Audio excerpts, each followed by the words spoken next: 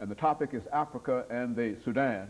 And of course, Dr. Madu, before we had our final commercial break, we were talking about the Sudan and some of the problems created by the various religious groups in the Sudan. But now let's look at it from the perspective of perhaps laying out a possible solution. Now, what do you see as a solution, and what should the United States do in terms of its role, in its new role in Africa now?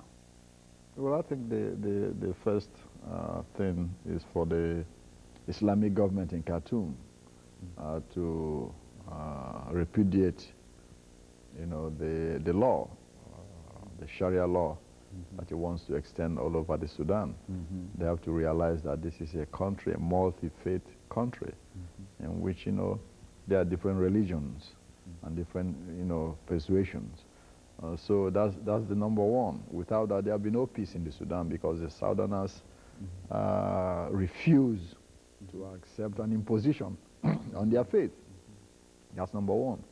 Number two is for the government to create a broad-based, government that's not dominated by the Arab North. Three is to make sure that the money that comes from the oil now being, drilled in the South is equitably distributed.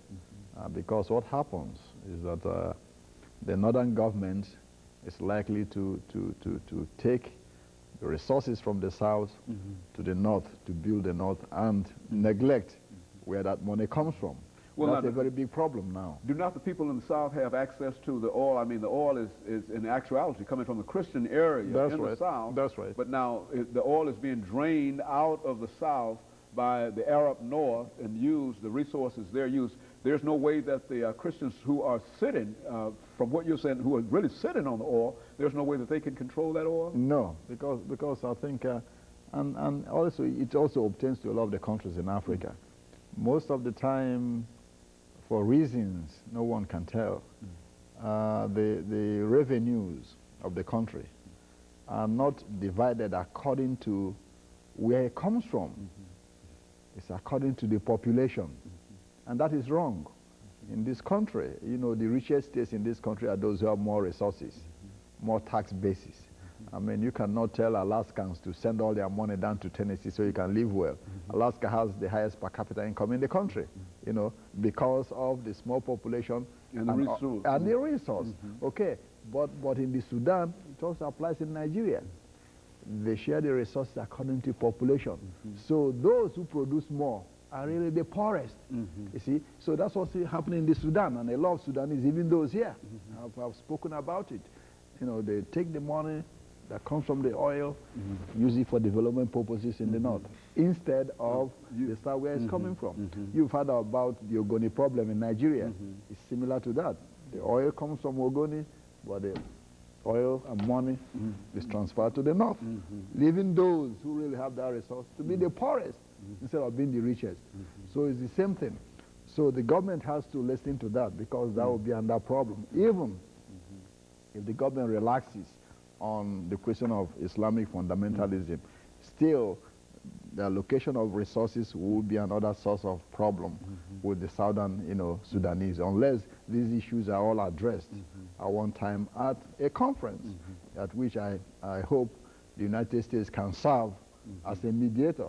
But that's unlikely now, because the U.S. has problems with the Sudanese government because of its Islamic, its determination to spread Islam across its borders.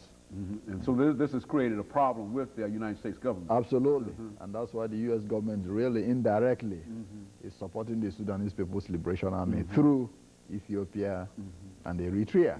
Even though Eritrea and Ethiopia are fighting amongst themselves now over a disputed border. Now, while we talk about this as an issue, as a diplomatic issue, now this is also an issue of tremendous suffering. Now, these people have been at war, one way or the other, since the 1950s, and they're still at war. And I would imagine that this has created all kinds of deaths and deprivations. Let's speak to it from that perspective in the last minute or so that we have here. Well, there's a lot of hunger, a lot of starvation, in southern Sudan.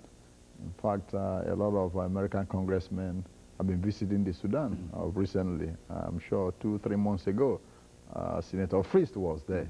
but he performed some surgery in one makeshift hospital in Southern Sudan. And when he came out, he said he has never seen anything like it before. There's so much the international community can do, you know, for a people without them helping themselves. Oxfam, Caritas, some other American relief organizations have been in the Sudan since the 1950s helping, you know, but the situation there is just overwhelming. That I don't see any end to that suffering until the government in Sudan recognizes that it has to negotiate with a large segment of its population on how it's going to live. You see, no amount of force is going to be able to solve the Southern Sudanese problem. It has not solved it since 1953. It's not going to solve it in 1998 because the people know exactly what they want. They do not want to be Muslims, period. They want to stay as Christians, and they do not want their resources going to the north. So as soon as they recognize this, then the suffering will end, and there'll be no need for, you know, outside people coming in to feed the people. The people will farm and feed themselves. Dr. Madu, we're out of time here, and let me thank you for coming by and giving us that excellent information about Africa and the Sudan. And let me encourage you to tune in again next week for another informative edition of Comments. Thank you, and good morning.